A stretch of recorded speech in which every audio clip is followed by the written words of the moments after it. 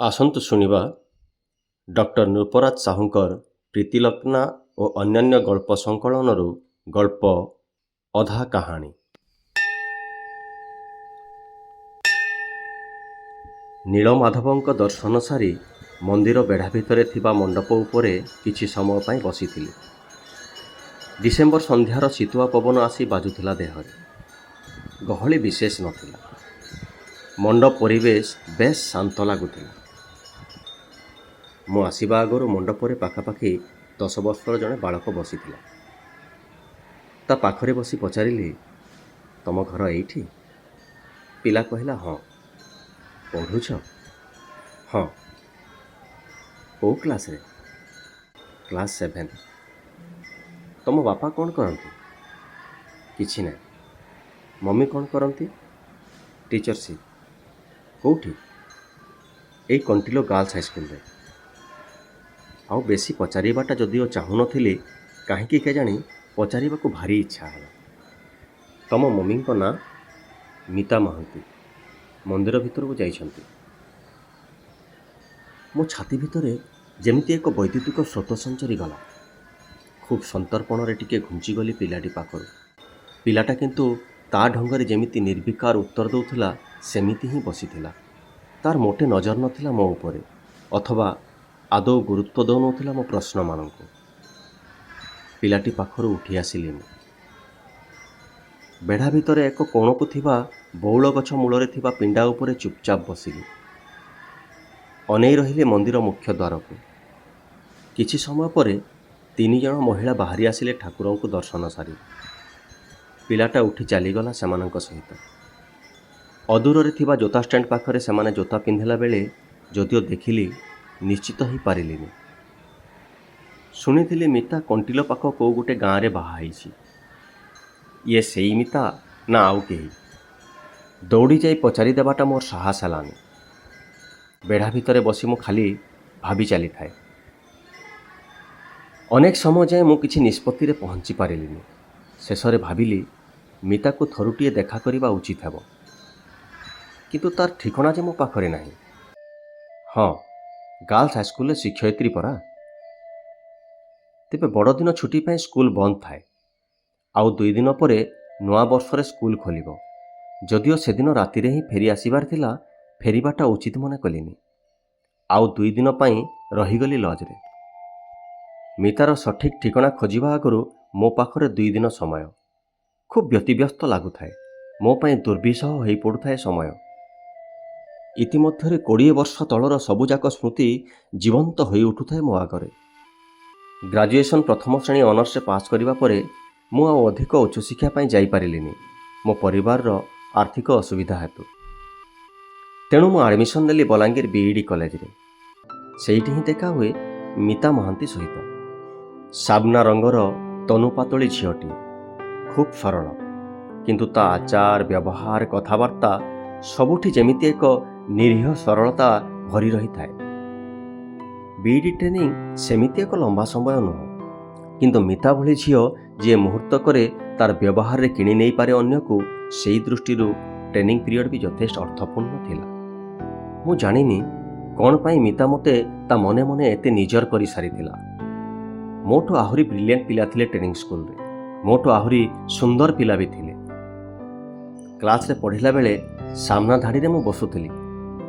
ମୋ ବାଁ ପଟକୁ ଆର ବେଞ୍ଚରେ ବସୁଥିଲା ମିତା ଆଉ 2 ଜଣ ଝିଅଙ୍କ ସହ। ସାର୍ ପଢ଼େଇଲା ବେଳେ ଯେତେବେଳେ ବ୍ଲାକବୋର୍ଡ଼ରେ କିଛି ଲେଖନ୍ତି, ମିତାର ନିରୀହ ଆଖି ଯୋଡ଼ାକ କେମିତି ଆସ୍ତେ ଆସ୍ତେ ଡାହାଣ ପାଖକୁ ଘୁରୁଥିଲା। ଅନେକ ଥର କ୍ଲାସରେ ତା ଆଖି ସହିତ ମୋ ଆଖି ମିଶିଛି। ଏହାଛଡ଼ା ଆମ ଭିତରେ କୌଣସି ଦୃଶ୍ୟମାନ କ୍ରିୟା ପ୍ରତିକ୍ରିୟା ନଥିଲା। ତେବେ ମିତା ହିଁ ଆରମ୍ଭ କରିଥିଲା ସମ୍ପର୍କର ଗଭୀରତା।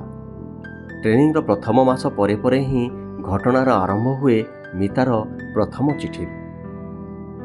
ଚିଠି ସବୁ ଏବେ ବି ସାଇତା ଅଛି। ମୋ ସହଧର୍ମଣୀଙ୍କୁ ସମସ୍ତ ଚିଠି ଦେଖେଇଛି। ତାଙ୍କ ସହିତ ମିତାର ସମ୍ପର୍କ ନେଇ ଅନେକ ଆଲୋଚନା କରିଛି। ମୋ ସ୍ତ୍ରୀ କେବେ ବି ପ୍ରତିବାଦ କରିନାହାନ୍ତି ଏସବୁ ପଢ଼ିଲା ବେଳେ କି ମିତାର କାହାଣୀ କହିଲା ବେଳେ। କାରଣ ମୋର ବିବାହର 10 ବର୍ଷ ପୂର୍ବରୁ ଏକ ଆବେଗିକ ସମ୍ପର୍କକୁ ନେଇ କିଛି ଅନୁଚିତ ମତ ଦେବା ତାଙ୍କର ଆଦର୍ଶର ବାହାରେ। ମୋ ସ୍ତ୍ରୀ ଏଇଥିପାଇଁ ଧନ୍ୟବାଦର ପାତ୍ରୀ। 10 ମାସର ଟ୍ରେନିଂ ଅବଧି ଭିତରେ 15ଟି ଚିଠି ପାଇଥିଲି ମିତା ପାଖରୁ। ସମୁଦାୟ ଚିଠି ଏବେ ବି ମୋ ପାଖରେ ମହଜୁଦ। କିଛି ଚିଠିର ସାରାଂଶ ଏଇଠି ଉଦ୍ଧୃତି କରୁଛି। ପ୍ରଥମ ଚିଠି। ରାଜୁ ଭାଇ, ଜୀବନରେ ସବୁ ପ୍ରଥମ କରି ଘଟେ ନା? ଏଇ ଯେମିତି ଆଜି ତମ ପାଖକୁ ମୋର ପ୍ରଥମ ଚିଠି। ମୁଁ ଏକଲା ଅଛି, ତଥାପି କାହିଁକି ମୋ ଛାତି ଧଡ଼ ଧଡ଼ ହେଉଛି। ତମେ ତ ଏବେ ମୋ ସାମ୍ନାରେ ନାହଁ। ତମେ ଥିଲେ ଗୋଟେ ଅଲଗା କଥା। ହଉ ଛାଡ଼, ତମେ କେମିତି ପଢ଼ାପଢ଼ି କରୁଛ? ରାତି କେତେବେଳେ ଯାଏଁ ପଢ଼ୁଛ? ହଷ୍ଟେଲ ଖାଦ୍ୟ ଭଲ ଲାଗୁଛି ନା? ଘରେ ତୁମର କିଏ ସବୁ ଅଛନ୍ତି? ମୁଁ ତୁମକୁ ଏସବୁ ପଚାରୁଛି ବୋଲି ଖରାପ ଭାବୁନ ତ? ତମେ କାହିଁକି କେଜାଣି ବହୁତ ମନେ ପଡ଼ିଲ। ତେଣୁ ଜୀବନରେ ପ୍ରଥମ କରି ଏଇ ଚିଠି ତମ ପାଖକୁ ଲେଖୁଛି। କେମିତି ଅଛ ଜଣାଇବ? ଇତି ମିତା। ଗୋଟାଏ ନୋଟବୁକ୍ ଭିତରେ ଚିଠିଟା ରଖି ମୋତେ ନୋଟବୁକ୍ କ୍ଲାସରୁମ୍ରେ ବଢ଼େଇ ଦେଇଥିଲା ମିତା। ନୋଟବୁକ୍ କାହିଁକି ଦେଉଥିଲା ମୁଁ ଆଉ ପଚାରି ନଥିଲି ତାକୁ। ପ୍ରାୟ ସପ୍ତାହକ ପାଇଁ ମୋ ହଷ୍ଟେଲ ରୁମ୍ ପଢ଼ା ଟେବୁଲରେ ହିଁ ରଖିଦେଇଥିଲି ନୋଟବୁକ୍ଟିକୁ। ସପ୍ତାହ ପରେ ଯେତେବେଳେ ମିତା ତା ନୋଟବୁକ୍ ମାଗିଲା, ସେଦିନ ସନ୍ଧ୍ୟାରେ ପୃଷ୍ଠା ଓଲଟାଉ ଓଲଟାଉ ଦେଖିପାରିଥିଲି ମିତାର ଚିଠି। ବିସ୍ମିତ ହେଲି ଯେତିକି, ତତୋଧିକ ନିଜକୁ ଧିକ୍କାର କଲି। କେମିତି ଅଛ ଜଣେଇବ, ଏ ବାକ୍ୟଟା ମୋତେ ବାରମ୍ବାର ଆଘାତ ଦେଲା। ମୋତେ ସବୁଦିନ ଯଦିଓ ମିତା କ୍ଲାସରେ ଭେଟେ, ତଥାପି ଚିଠି ଦେଇଛି। ମୁଁ ଭଲ ମନ୍ଦ ପଚାରିଛି ଏବଂ ଅନୁରୋଧ କରିଛି କେମିତି ଅଛି ଜଣାଇବାକୁ। ଏତେ ବିଳମ୍ବ ହେଲା ପରେ କ'ଣ ଭାବୁଥିବ ମିତା? ଅଭଦ୍ର, ବୋକା ନା ଆଉ କିଛି? ନୋଟବୁକ୍ ଆର ଦିନ ଫେରାଇ ଦେଲି ତାକୁ। ମିତା ମୋ ଉତ୍ତର ତ ପାଇଲାନି। ମୋର କୌଣସି ପ୍ରତିକ୍ରିୟା ଥିବାର ନ ଦେଖି ପେଶ କରିଥିଲା ତାର ଦ୍ୱିତୀୟ ଚିଠି। ରାଜୁ ଭାଇ, ତମେ ମୋର ଚିଠିର ଉତ୍ତର ଦେଲନି। କିଛି କଥା ନାହିଁ। ତମର ପଢ଼ାପଢ଼ି ନିଶ୍ଚୟ ବେଶୀ ମୂଲ୍ୟବାନ। ଚିଠି ଲେଖି କାହିଁକି ବା ସମୟ ନଷ୍ଟ କରିବ? ତେବେ ତମ ପାଇଁ ମୋ ଚିଠି ଲେଖିବାଟା ମୋତେ ଅତ୍ୟନ୍ତ ମୂଲ୍ୟବାନ ମନେ ହେଉଛି। ମୋର ବିଶ୍ୱାସ, ମୋର ଚିଠି ପଢ଼ି ତମର ସମୟ ନଷ୍ଟ ହେଉନି। କେତେ ଜଲ୍ଦି ସମୟ ପଳାଉଛି। ଆଉ କେତେ ମାସ ପରେ ଟ୍ରେନିଂ ଶେଷ। ତମେ ତମ ଗାଁକୁ ଚାଲିଯିବ। ସମୟ ସୁଅରେ କିଏ ବା କାହାକୁ ମନେ ରଖୁଛି? ତମେ ମନେ ରଖ ବା ନ ରଖ, ମୁଁ କିନ୍ତୁ ସବୁଦିନ ପାଇଁ ତୁମକୁ ମନେ ରଖିଥିବି। ହୁଏତ ତୁମକୁ ମନେ ରଖିବାର କାରଣ ପଚାରିପାର। ବେଶ୍, ତମେ ମୋତେ ଭଲ ଲାଗ। ସେତିକି। ରହୁଛି, ମିତା। ଏମିତି ଆହୁରି ଅନେକ ଚିଠି ପରେ ମିତାର 13 ନମ୍ବର ଚିଠି ଥିଲା ଖୁବ୍ ସ୍ମରଣୀୟ। ରାଜୁ ଭାଇ, ମୁଁ ଏପର୍ଯ୍ୟନ୍ତ ବୁଝିପାରୁନି ତମେ ମୋତେ ଭଲ ପାଅ କି ନା। ମୋ ଚିଠି ସବୁ ତମେ ପଢ଼ କି ନା। ଯଦି ପଢ଼, ପଢ଼ିକି ତୁମେ ଖୁସି ହୁଅ କି ନା। ତେବେ ତମ ନୀରବତାରୁ ଗୋଟେ କଥା ମୁଁ ଜାଣିଛି ଯେ ତମେ ମୋ ଭଲ ପାଇବାଟାକୁ ଆଜି ପର୍ଯ୍ୟନ୍ତ ପ୍ରତିବାଦ କରିନ। ସେତିକି ମୋ ପାଇଁ ଯଥେଷ୍ଟ। ରାଜୁ ଭାଇ, କାହିଁକି କେଜାଣି ସମସ୍ତଙ୍କ ଭିତରେ ଥାଇ ବି ମୋତେ ଖୁବ୍ ଏକଲା ଲାଗୁଛି। ବିଚିତ୍ର ଗୋଟେ ଶୂନ୍ୟତା ମୋତେ ସବୁବେଳେ ଆବରି ବସୁଛି। ମୋ ସ୍ୱପ୍ନ, ମୋ ଭବିଷ୍ୟତ, ଏସବୁ କ'ଣ ପାଇଁ କେଜାଣି ସବୁ ଅର୍ଥହୀନ ଲାଗୁଛି। ତମେ ତ ବିଶେଷ କିଛି ମୋ ଘର ସମ୍ପର୍କରେ ଜାଣିନ। ତେଣୁ ତମକୁ ମୋ କଥା କିଛି କହି ମୋ ଦୁଃଖ ଲାଘବ କରିବାକୁ ଚାହୁଁଛି। ଅନ୍ତରଙ୍ଗ କିମ୍ବା ଆପଣାର ଲୋକଟିଏ ପାଖରେ ଦୁଃଖ ବଖାଣିଲେ ଦୁଃଖର ଭାର କମିଯାଏ। ଆମେ 3 ଭଉଣୀ। ମୁଁ ସମସ୍ତଙ୍କଠୁ ବଡ଼। ବାପା ଆମକୁ ତେଣୁ ପୁଅଠୁ ବଳି ସ୍ନେହ ଦିଅନ୍ତି। ଆମକୁ କ୍ଷଣେ ନ ଦେଖିଲେ ବାୟା ହେଇଯାଆନ୍ତି ଯେପରି। ତାଙ୍କର ସବୁତକ ସ୍ୱପ୍ନ ଆମ ପାଇଁ କେବଳ। ଗୋଟିଏ ନିମ୍ନ ମଧ୍ୟବିତ୍ତ ପରିବାର ପାଇଁ ବାପା ବୋଉଙ୍କ ସ୍ନେହ ଥିଲା ଆମର ସବୁକିଛି ସମ୍ବଳ। ବିଧାତା କିନ୍ତୁ ବେଶୀ ଦିନ ସହିଲାନି ଏ ସୁଖ। ବର୍ଷେ ତଳେ ବାପା ଆମକୁ ଛାଡ଼ି ଚାଲିଗଲେ ସବୁଦିନ ପାଇଁ। ସେବେଠୁ ସବୁ ଦାୟିତ୍ୱ ମୋ ଉପରେ। ମା ବହୁତ ନିରୀହା। ବାପାଙ୍କୁ ଝୁରି ଝୁରି ସେ ବି ଏକ ପ୍ରକାର ବାୟାଣୀ। କିଏ ଜାଣେ ଭବିଷ୍ୟତରେ କ'ଣ ଅଛି ମୋ ପାଇଁ। ଛାଡ଼ ସେସବୁ। ଭାବପ୍ରବଣ ହୋଇ କେତେ କ'ଣ ଲେଖିଗଲେଣି। କିଛି ମନେ କରିବନି ରାଜୁ ଭାଇ। ମୋ ଦୁଃଖ କିଛି କମିଯିବ ଏଇଥିପାଇଁ ତମକୁ ଚିଠି। ମିତା। ଆଜି ଅନେକ ବର୍ଷ ପରେ ହଠାତ୍ ମିତାର ସ୍ମୃତି ମୋତେ ଆବରି ବସୁଛି ଗୋଟାପଣେ। କ'ଣ ପାଇଁ ଯେ ମିତା ମୋତେ ଏମିତି ସବୁ ସମ୍ବେଦନଶୀଳ ଚିଠି ଦେଉଥିଲା ଏବେ ବହୁ ପରେ ମୁଁ ଅନୁଭବ କରୁଥିଲି। ସାଧାରଣତଃ ଝିଅଙ୍କ ପ୍ରତି ମୋର ଗୋଟେ ବିତୃଷ୍ଣା ଆରମ୍ଭରୁ ରହିଛି। ତେବେ ମିତାର ଆତ୍ମୀୟତା ବି ମୋତେ ପ୍ରତିକ୍ରିୟାହୀନ କରି ରଖିଥିଲା। ଏକଥା ଏବେ ଭାବିଲେ ମୁଁ ନିଜକୁ ଧିକ୍କାର କରେ। ଆଜି ବାହା ହେବାର 10 ବର୍ଷ ପରେ 2ଟା ସନ୍ତାନର ପିତା ହେଲା ପରେ ମୁଁ ଅନୁଭବ କରିପାରୁଛି ପାରିବାରିକ ମାୟା ମମତାର କଥା। ଆଜି ଏବେ ବି ଏ ଛାତି ସ୍ନେହଶୀଳ ମନଟିଏ ପାଖରେ ଆତ୍ମସମର୍ପଣ କରିଦେବାକୁ ବ୍ୟାକୁଳ ହୋଇଉଠେ। କାହା ପାଖରୁ ଶ୍ରଦ୍ଧାଶୀଳ ଭାବଟିଏ ଦେଖିଲେ ମନ ଓ ପ୍ରାଣ କୃତଜ୍ଞତାରେ ଭରିଯାଏ। ଆଜି ସେଇଥିପାଇଁ ବୋଧେ ମିତା ପାଇଁ ବିକଳ ହୋଇଉଠୁଛି ମୋର ସମଗ୍ର ସତ୍ତା। ତାକୁ ମୁହୂର୍ତ୍ତଟିଏ ପାଇଁ ଦେଖିବାକୁ ଉଚ୍ଛନ୍ନ ହେଉଛି ମନ। ଆଜି ଖୁବ୍ ସ୍ପଷ୍ଟ ମନେ ପଡ଼ୁଛି ସେଦିନର ଘଟଣା। ବିଇଡ଼ି ଥିଓରି ପରୀକ୍ଷା ସରିଯାଇଥାଏ, କେବଳ ବାକି ଥାଏ ପ୍ରାକ୍ଟିକାଲ। ଆମେ ସମସ୍ତେ ହାଲକା ଥାଉ। କଲେଜର ବାର୍ଷିକ ଉତ୍ସବର ଦିନ। ମୌଜ ମଜଲିସରେ ମାତିଥାନ୍ତି ସମସ୍ତେ। ସଭା ଏବଂ ପୁରସ୍କାର ବିତରଣ ପରେ ଟ୍ରେନିଂ ଛାତ୍ରଛାତ୍ରୀଙ୍କ ଦ୍ୱାରା ମଞ୍ଚସ୍ଥ ହେବାର ଥିଲା ନାଟକ। ମଞ୍ଚ ଓ ସାଜସଜ୍ଜା ତଥା ଅନ୍ୟାନ୍ୟ ଆନୁଷଙ୍ଗିକ ବ୍ୟବସ୍ଥାରେ ସମସ୍ତେ ବ୍ୟସ୍ତ। ମୁଁ କଥା ହେଉଥାଏ ମୋର ପ୍ରିୟ ମିଶ୍ର ସାର୍ଙ୍କ ସହ। ଗହଳି ଭିତରୁ ଆମେ ଠିଆ ହୋଇଥିବା ଜାଗାକୁ ଚାଲି ଆସିଲା ମିତା। ମୁହଁରେ ତା'ର ଏକ ଅସହାୟ ଭାବ। ସାର୍, ମୁଁ ଅସୁସ୍ଥ ଅନୁଭବ କରୁଛି। ମୁଣ୍ଡ ଜୋରରେ ବୁଲାଉଛି। ମୁଁ ଘରକୁ ଚାଲିଯିବି, ମିଶ୍ର ସାର୍ଙ୍କୁ କହିଲା ମିତା। ଝିଅମାନଙ୍କ ଦେହ ଖରାପ କଥା ଶୁଣିଲେ କେହି ଯେମିତି ଆଉ ବିଶେଷ କିଛି ପ୍ରଶ୍ନ ପଚାରନ୍ତିନି। ମିଶ୍ର ସାର୍ ବି ସେଇଆ କଲେ। ତେବେ ଏ ରାତିରେ ତୁମେ ଏକଲା ଯିବ କେମିତି? ସାର୍, ଟିକେ ରାଜୁ ଭାଇ ଛାଡ଼ି ଆସନ୍ତେନି? ତାଙ୍କର ଡ୍ରାମାରେ ତ ରୋଲ୍ ନାହିଁ। ରାଇଟ୍। ରାଜୁ, ତୁମେ ଟିକେ ସାଇକେଲରେ ମିତାକୁ ଛାଡ଼ି ଦେଇ ଆସ। ଫେରିକି ମୋତେ ଜଣାଇବ, ଓକେ? ଆଦେଶ ଦେଲେ ମିଶ୍ର ସାର୍। ମିତାକୁ ନେଇ ମୁଁ ବାହାରିଲି ତା ଘରକୁ। ବିଇଡ଼ି କଲେଜରୁ ମିତାର ଘର ପ୍ରାୟ 1 କିଲୋମିଟର ରାସ୍ତା। ମିତା ସାଇକେଲ ପଛପଟେ ବସିଥିଲା। ଘର ପାଖରେ ପହଞ୍ଚି ଘର ଭିତରକୁ ଯିବାକୁ କହିଲା। ମୋତେ ଚିହ୍ନେଇଥିଲା ତା ମା ସହିତ। ସତରେ ଯାହା ଶୁଣିଥିଲି, ଭାରି ସରଳା ସ୍ନେହୀ ମହିଳା। ଘରେ ମିତାର ପଢ଼ା ଚୌକିରେ ମୁଁ ବସିଲି। ଛୋଟ ଘରଟାକୁ ଦେଖି ମିତା କହିଲା, ଏଇଟା ଆମ ସଂସାର। ମୁଁ ଜଲ୍ଦି ଫେରି ଆସିବାକୁ ଚାହିଁଲି। ମିତାର ଅନୁରୋଧ କିନ୍ତୁ ଆଉ କିଛି ସମୟ ପାଇଁ ଅଟକାଇ ରଖିଥିଲା ମୋତେ। ତେବେ କିଛି ସମୟ ପରେ ଫେରି ଆସିଲି ମୁଁ ହଷ୍ଟେଲକୁ। ମିତା ବହୁ ଚେଷ୍ଟା କରି ଗୋଟେ କଥା କହିଥିଲା ସେଦିନ ମୁଁ ତା ଘରୁ ଫେରି ଆସିଲା ବେଳେ, ଯାହା ଏବେ ବି ମୋ କାନରେ ଅନୁରଣିତ ହେଉଛି। ରାଜୁ ଭାଇ, ମୁଁ ତୁମକୁ ଖୁବ୍ ଭଲ ପାଏ। ଜାନୁଆରୀ 2 ତାରିଖ। ମିତା ସହ ବହୁ ସ୍ମରଣୀୟ ସମ୍ପର୍କର ଭାବନା ପରେ ମୁଁ ବାହାରିଲି କଣ୍ଟିଲୋ ଗାର୍ଲସ ସ୍କୁଲ। ଗୋଟିଏ ଖୁବ୍ ସୁନ୍ଦର ପରିବେଶ ଭିତରେ ସ୍କୁଲଟି ଅବସ୍ଥିତ। ନଡ଼ିଆ ଗଛ ସବୁ ଘେରି ରହିଛି ଚାରିପଟେ। ଗେଟ୍ ପାଖକୁ ଗଲି। ସ୍କୁଲ ହତା ଭିତରେ ବଗିଚାରେ ପାଣି ଦେଉଥିବା ଲୋକଟିକୁ ଡାକିଲି। ପଚାରିଲି, ମିତା ମ୍ୟାଡ଼ାମ୍ ଅଛନ୍ତି? ମିତା ମହାନ୍ତି ଅଫିସରେ ବସିଛନ୍ତି। ଟିକେ କହିଦେବେ ତାଙ୍କ ଗାଁରୁ ଆସିଛି ବୋଲି। ଭଦ୍ରବ୍ୟକ୍ତି ଜଣକ ଯାଇ ଖବର ଦେଲେ ମିତାକୁ। ଅନେକ ଉତ୍କଣ୍ଠା ସହ ଅପେକ୍ଷା କରିଥାଏ ମୁଁ ଗୋଟେ ନଡ଼ିଆ ଗଛ ତଳେ। ମିତା ଗେଟ୍ ପାଖକୁ ଆସିଲା। ମିତା ବୋଲି ଡକାଇ ନଥିଲେ ମୁଁ ବୋଧେ ଚିହ୍ନି ପାରିନଥାନ୍ତେ ମିତାକୁ। 20 ବର୍ଷ ତଳର ଏବଂ ବର୍ତ୍ତମାନର ଚେହେରା ଭିତରେ ଆକାଶ ପାତାଳ ତଫାତ। ଯେମିତି ଭିନ୍ନ ଏକ ମଣିଷ ପାଲଟି ଯାଇଛି ମିତା।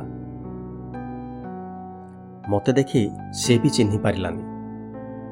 ବିସ୍ମିତ ହୋଇ ଦୁହେଁ ଦୁହିଁଙ୍କୁ କିଛି ସମୟ ଅନେଇଲୁ। ମିତା, ଚିହ୍ନି ପାରୁଛ? ମୁଁ ରାଜୁ, ରାଜେନ୍ଦ୍ର ମହାନ୍ତି। ନିର୍ବାକ ଚାହିଁଲା ମିତା।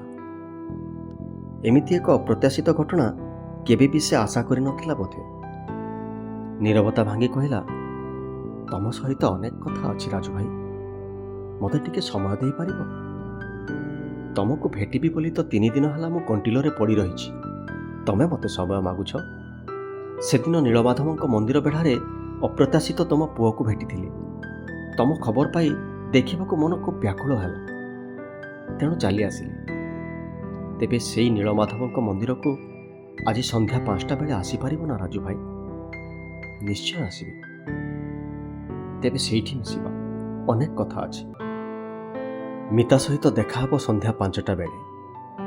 ପୁଣି ସେଇ ମନ୍ଦିର ବେଢ଼ାରେ, ଯେଉଁଠି 3 ଦିନ ପୂର୍ବରୁ ତାର ସାମାନ୍ୟ ଝଲକ ପାଇଥିଲି। ଯେଉଁ ଝଲକ ଆଜି ପର୍ଯ୍ୟନ୍ତ ଦୋହଲେଇ ଦେଇଛି ମୋର ମନ ଓ ପ୍ରାଣକୁ। ମନେ ମନେ ଧନ୍ୟବାଦ ଜଣାଇଲି ପ୍ରଭୁ ନୀଳମାଧବଙ୍କୁ। ମିତାର ସାନ୍ନିଧ୍ୟ ମୁଁ ଲାଭ କରିବି କେବଳ ତାଙ୍କରି ହିଁ କରୁଣାରୁ। ଦିନଯାକ ମୁଁ ଆଉ ଥୟ ଧରି ରହିପାରିଲିନି। ନିର୍ଦ୍ଧାରିତ ସମୟର ଯଥେଷ୍ଟ ପୂର୍ବରୁ ମୁଁ ପହଞ୍ଚି ସାରିଥିଲି ମନ୍ଦିରରେ। ନୂଆ ବର୍ଷ ପାଇଁ ବୋଧେ ସେଦିନ ସନ୍ଧ୍ୟାରେ ଟିକେ ଅଧିକ ଭିଡ଼ ଥିଲା। ମନ୍ଦିର ଗେଟ୍ ପାଖରେ ଠିଆ ହୋଇ ମୁଁ ଅପେକ୍ଷା କରିଥିଲି। ଠିକ୍ 5ଟା ବେଳେ ପହଞ୍ଚିଲା ମିତା। ମିତା ମୋତେ ବାଟ କଢ଼େଇ ନେଲା ମନ୍ଦିରର ପଛପଟେ ମଣ୍ଡପ ନିକଟକୁ। ମନ୍ଦିର ହତା ଭିତରେ ସେଇଟା ଥିଲା ଟିକେ ଅଧିକ ନିରୋଳା। ମିତା ଅନେଇ ରହିଲା ମୋ ମୁହଁକୁ, ଆଉ ମୁଁ ମିତାର ମୁହଁକୁ। ଅନେକ ବେଳ ଯାଏ କେହି କିଛି ଉଚ୍ଚାରଣ କରିପାରିଲୁ ନାହିଁ। କ'ଣ ହେଲା କେଜାଣି, ଅସହାୟ ଭାବେ କାନ୍ଦି ପକାଇଲା ମିତା। ମୋ 2 ହାତକୁ ଜାବୁଡ଼ି ଧରି ମୋ ଛାତିରେ ମୁହଁ ଗୁଞ୍ଜି ଦେଲା। ମୋ ଜୀବନ ବର୍ବାଦ ହେଇଗଲା ରାଜୁ ଭାଇ, କୋହଭରା କଣ୍ଠରେ କହିଲା ମିତା। ମୁହଁ ଉଠେଇଲା ମିତା। ନିଜ କାନିରେ ଲୁହ ପୋଛୁ ପୋଛୁ କହିଲା, ଏଇଠିକି କ'ଣ ପାଇଁ ଆସିଥିଲ? କେଉଁଠି ଅଛ? ଖୁବ୍ ସଂକ୍ଷେପରେ କହିଲି, ବଲାଙ୍ଗୀର ପିଆର ହାଇସ୍କୁଲରେ ଶିକ୍ଷକତା କରୁଛି। ଏକ ବିଶେଷ କାମରେ ଆସିଥିଲି କଣ୍ଟିଲୋ। ଭାବିଛି ଏଇଠିକି ଆସିଛି ଯେତେବେଳେ ନୀଳମାଧବଙ୍କୁ ଦର୍ଶନ ନ କରି କେମିତି ଫେରିଯିବି। ଦୈବାତ୍ ଏଇଠି ତୁମ ସହ ଦେଖା। ମିତାର ଅସହାୟ କ୍ରନ୍ଦନରୁ ମୁଁ ଠଉରେଇ ନେଇ ସାରିଥିଲି ନିଶ୍ଚୟ ତାର କିଛି ବଡ଼ ସମସ୍ୟା ଥିବ। ତେବେ ବି ପଚାରିଲି, କେମିତି ଅଛ ମିତା? ଘରେ ସବୁ କିଏ କିଏ ଅଛନ୍ତି? ପୁଣି ଥରେ କୋହ ଆଉ ଲୁହରେ ଛଳଛଳ ହେଇଯାଉଥିଲା ମିତା। ତାର ଚାହାଣୀରୁ ଜଣାପଡ଼ୁଥିଲା ତାର ବୋଧେ ବହୁତ କିଛି କହିବାକୁ ବାକି ଅଛି। ଦୀର୍ଘ 20 ବର୍ଷ ତଳକୁ ଫେରି ଯାଉଥିଲା ଜୀବନ। ଆଖି ଆଗରେ ଜଳ ଜଳ ହୋଇ ଦିଶି ଯାଉଥିଲା ବିଇଡ଼ି କଲେଜର ସମସ୍ତ ଘଟଣା ଏବଂ ମିତା ସହିତ ମୋର ସମ୍ପର୍କ। ମୋର ଗୋଟିଏ ପୁଅ, ଏଇ 10 ବର୍ଷ ତାକୁ, ଆଉ ଚାହିଁନି ସନ୍ତାନ। ବିଇଡ଼ି ସରିବା 3 ବର୍ଷ ପରେ ମୋର ବାହାଘର ଏଇଠି ଶଙ୍କରା ଗାଁରେ, 5 କିଲୋମିଟର ବାଟ ଏଇଠୁ। ବାହା ହେଲା ପରେ ହିଁ ପଶିଲି ଏଇ ଚାକିରିରେ। ତାପରେ ତ ଜୀବନ ଗଡ଼ି ଚାଲିଛି ତାରି ରାସ୍ତାରେ। କେବଳ ବଞ୍ଚିଛି ପୁଅ ମୁହଁକୁ ଦେଖି। ଦେଖାଯାଉ ଆଉ କେତେ ଦୂର ଏ ଯାତ୍ରା। ଅନେକ କିଛି କହିଲା ପରେ ତା ସ୍ୱାମୀ ସମ୍ପର୍କରେ ପଦୁଟିଏ କହିନଥିଲା ମିତା। କ'ଣ ହେଇପାରେ କାରଣ? ନିଜକୁ ନିୟନ୍ତ୍ରଣରେ ରଖିପାରିଲିନି। ପଚାରିଲି, ତମ ହଜବେଣ୍ଡ? ସେ ହିଁ ମୋର ଦୁଃଖ ଆଉ ନିର୍ଯାତନାର ଏକମାତ୍ର କାରଣ। ବିବାହ ପ୍ରଥମ ବର୍ଷ ବେଶ ସୁରୁଖୁରୁରେ କଟିଲା ଜୀବନ। ପୁଅଟିଏ ହେଲା ସେହି ବର୍ଷ ହିଁ। ତାପରେ ଆରମ୍ଭ ହେଲା ମୋର ଦୁର୍ଦ୍ଦିନ। ସେ ପିଅନ୍ତି ବୋଲି ଶୁଣିଥିଲି ଖାଲି, ତାଙ୍କୁ ସ୍ୱଚକ୍ଷୁରେ ମାତାଲ ହେବାର ଦେଖିଲି। ବହୁ ବାରଣ କଲି ତାଙ୍କୁ, କାକୁତି ମିନତି କରିଛି ତାଙ୍କୁ। ପିଇବାର ସମସ୍ତ ସୀମା ଟପିଗଲେ ସେ, ଓକିଲାତି ଛାଡ଼ିଦେଲେ। ତାପରେ ଅତ୍ୟାଚାର ଆରମ୍ଭ ହେଲା ମୋ ଉପରେ। ସବୁ ପ୍ରକାର ଚେଷ୍ଟା କରିଛି ତାଙ୍କୁ ବାଟକୁ ଆଣିବାକୁ। ଖାଲି ମୋ ଉପରେ ନୁହେଁ, ପୁଅଟା ଉପରେ ସେ ବିନା କାରଣରେ ଦାଉ ସାଧନ୍ତି। ମୋତେ ପିଟନ୍ତି, ପୁଅକୁ ବି। ଏଇଟା ମୋର ନୀତିଦିନିଆ ଜୀବନ। ପୁଅଟା ମୋର ଏକ ପ୍ରକାର ଅନାଥ ରାଜୁ ଭାଇ। ବାପା ସ୍ନେହ କ'ଣ ସେ ଏପର୍ଯ୍ୟନ୍ତ ଜାଣିଲାନି। ଅନେକ ସମୟରେ ମୋତେ ପଚାରେ, ବୋଉ, ବାପା କ'ଣ ପାଇଁ ମଦ ପିଅନ୍ତି? କ'ଣ ପାଇଁ ମାରନ୍ତି ଆମକୁ? ମୋ ପାଖରେ କିଛି ଉତ୍ତର ନଥାଏ। ଅନେକ ସମୟରେ ରାସ୍ତା କଡ଼ରେ ବେହୋସ ହୋଇ ପଡ଼ିଥାନ୍ତି। ପାଖ ପଡ଼ିଶା ଲୋକେ ଅନେକ ବାର ବୋହି ଆଣିଛନ୍ତି। ଖାଲି ପିଇଥିବା ବେଳେ ନୁହେଁ, ଏମିତି ବି ଏକ ଅତ୍ୟାଚାରୀ ଚରିତ୍ର ପାଲଟି ଯାଇଛନ୍ତି ସେ। ଅନେକ ଦିନ ମୋ ସ୍କୁଲକୁ ଯାଇ ବେଇଜ୍ଜତ କରିଛନ୍ତି ସମସ୍ତଙ୍କ ସାମ୍ନାରେ। ମୁଁ କେଉଁଠିକି ଯିବା ମନା। ସ୍ନେହ ସମ୍ପର୍କ ସବୁ ଭୁଲି ଯାଇ ସାରିଲିଣି। ମାତାଲ ଅବସ୍ଥାରେ ଏହି ମନ୍ଦିରକୁ ଆସି ଅନେକ ଅଘଟଣ ଘଟାଇଛନ୍ତି। ଜିଇଁବାର ସବୁ ମୋହ ମୋର ତୁଟି ସାରିଛି। ଖାଲି ପୁଅ ମୁହଁକୁ ଦେଖି ଜିଇଁଛି ଯାହା। ତମେ ଖୁବ୍ ଖୁସିରେ ଥିବ ନା ରାଜୁ ଭାଇ? ହଠାତ୍ ମନ୍ଦିର ବେଢ଼ା ଭିତରେ କାହାର ପାଟିତୁଣ୍ଡ ଶୁଣାଗଲା। ବେଇମାନି ଶାଳୀ, ବଜ୍ଜାତ ମାଇକିନା, ଆଜି ତୋର ଜୀବନ ଖତମ କରିଦେବି। ଗୋଟେ ମାତାଲ ଲୋକ ମନ୍ଦିର ବେଢ଼ାକୁ ଧସେଇ ପଶି ଆସୁଥିବାର ଦେଖି କିଛି ଲୋକ ଅଟକାଇବାକୁ ଚେଷ୍ଟା କରି ବିଫଳ ହେଲେ। ସେ ମାଡ଼ି ଆସୁଥିଲା ଆମ ଆଡ଼କୁ ଗୋଟେ ମାରଡ଼ା ଷଣ୍ଢ ଭାବରେ। ମଣ୍ଡପରୁ ଛାନିଆ ହୋଇ ଉଠି ପଡ଼ିଲା ମିତା।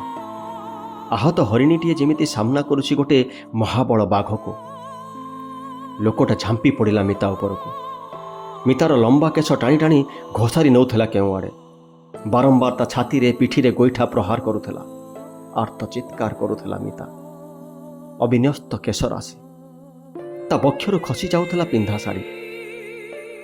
ଗୋଟେ ନିରୀହା ଅବଳାକୁ ନିଷ୍ଠୁର ଯମଦୂତ ଯେମିତି ଜୀବନ୍ତ ଘୋଷାଡ଼ି ନେଉଥିଲା। ଶଳା ପଶୁ ଫେର ପହଞ୍ଚିଗଲା। ଧନ୍ୟ ସେ ମାଇକିନା ଜୀବନ ରଖିଛି ଯାହା। କିଏ ଜଣେ କହିବାର ଶୁଣିଲି। ଆଉ କିଏ ଜଣେ କହିଲା, କେତେ ସୁନ୍ଦର ସ୍ତ୍ରୀ, କେତେ ସୁନ୍ଦର ଆଚାର ବ୍ୟବହାର, କେତେ ଭଲ ସୁନାମ ତାର ଶିକ୍ଷୟିତ୍ରୀ ହିସାବରେ। ହେଲେ ସବୁ ବେକାର। ଶଳା ମଦୁଆ ବେହିଆ ସ୍ୱାମୀ ସବୁ ବର୍ବାଦ କରିଦେଲା। ଦେଖ ଶଳାର ଗେରସ୍ତପଣକୁ। ମୁଁ ନିଶ୍ଚିତ ହୋଇଗଲି ସେଇ ମାତାଳ ମଣିଷ ହିଁ ମିତାର ସ୍ୱାମୀ। ମିତା ଆହୁରି କେତେ କ'ଣ କହିଥାନ୍ତା ବୋଧେ।